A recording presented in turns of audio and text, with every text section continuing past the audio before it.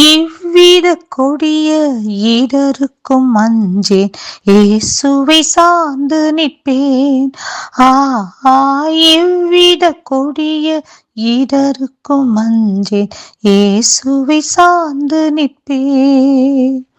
அவனியில் வியாகுலம் வந்தால் அவரையே நான் அண்டிக் கொண்டால், அவனியில் வியாகுலம் வந்தால் அவரையே நான் அண்டிக் கொண்டால், அலை மிக மோதிடும் மண்ணால், அலை மிக மோதிடும் மண்ணால் ஆறுதல் அளிப்பதாய் சொன்னார்.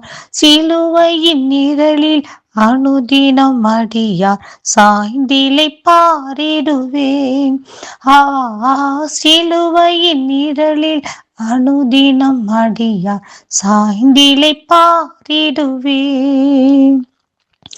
சிலுவையின் அன்பின் மறைவில், கிருபையின் இனிய நிழலில், சிலுவையின் அன்பின் மறைவில், கிருபையின் இனிய நிழலில், ஆத்துமநேசரின் அருகில், ஆத்துமநேசரின் அருகில் அடைகிறேன் ஆறுதல் மனதில். சிலுவையின் நிழலில் அனுதினம் அடியார் சாய்ந்திலை பாரிடுவேன். சிலுவையின் நிழலில் அனுதினம் அடியார் சாய்ந்திலை பாரிடுவேன். கர்த்தருடைய பரிசுத்த நாமத்திற்கு ஸ்தோத்திரம். சங்கீதங்களின் புஸ்தகம் 25வது அதிகாரம் 14வது வசனம்.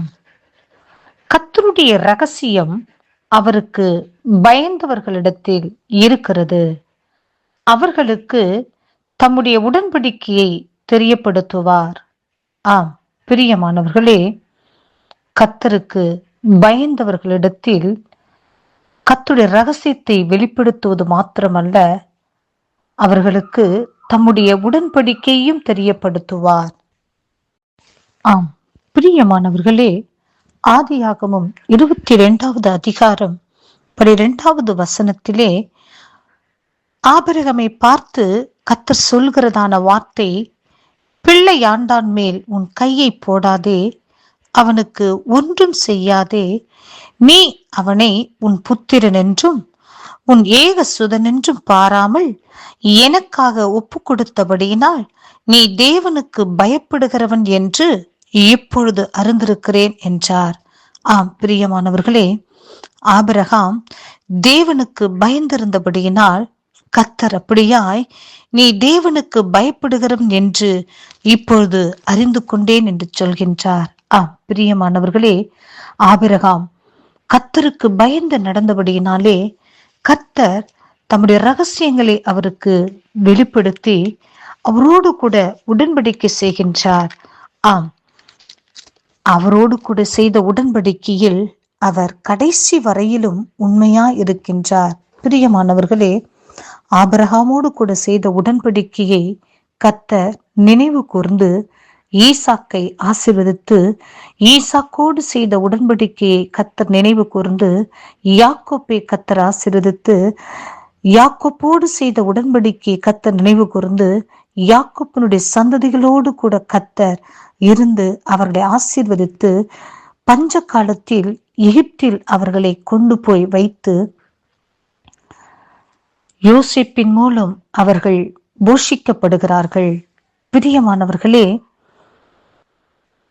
ஆம், ஆபிரகாம் கர்த்தருடைய சொல்லுக்கு கீழ்ப்படிந்து அவருக்கு பயந்து நடந்தபடியினாலே, நான் உன்னை ஆசீர்வதிக்கவே ஆசீர்வதித்து உன்னை பெருகவே பெருக பண்ணுவேன், நீ ஆசீர்வாதமாய் இருப்பாய், உன் சந்ததிகளும் ஆசீர்வதிக்கப்படும், பூமியில் உள்ள வம்சங்கள் எல்லாம் உனக்குள் ஆசீர்வதிக்கப்படும் என்று சொல்லி கர்த்தர் கொடுத்த அந்த உடன்படிக்கையை கர்த்தர் அவர் நினைவு கூர்ந்து அவருடைய தலைமுறைகளை தலைமுறையாய் கர்த்தர் எவ்வளவு பெரிய சோதனைகள் வந்த போதிலும், பஞ்ச காலங்கள் வந்த போதிலும் அவர்களை மாத்திரம் கர்த்தர் அவரோடு கூட செய்த உடன்படிக்கை நினைவு கூர்ந்து ஆசீர்வதித்ததை, போஷித்ததை, அவர்களை சுமந்ததை, தாங்கினதை, தப்புவித்ததை நாம் பார்க்கின்றோம்.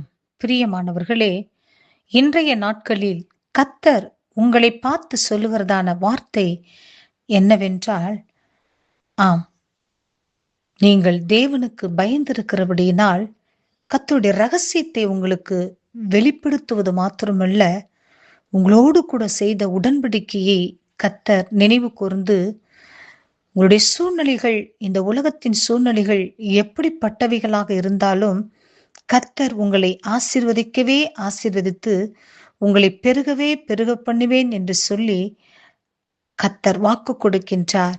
பிரியமானவர்களே, கர்த்தருடைய வார்த்தையை விசுவாசியுங்கள்.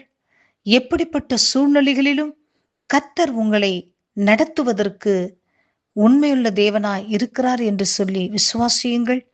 பரலோக ராஜ்யத்திற்கு பங்காளிகளாக மாறுங்கள். கர்த்தர் இந்த வார்த்தையை ஆசீர்வதிப்பாராக. ஆமேன்.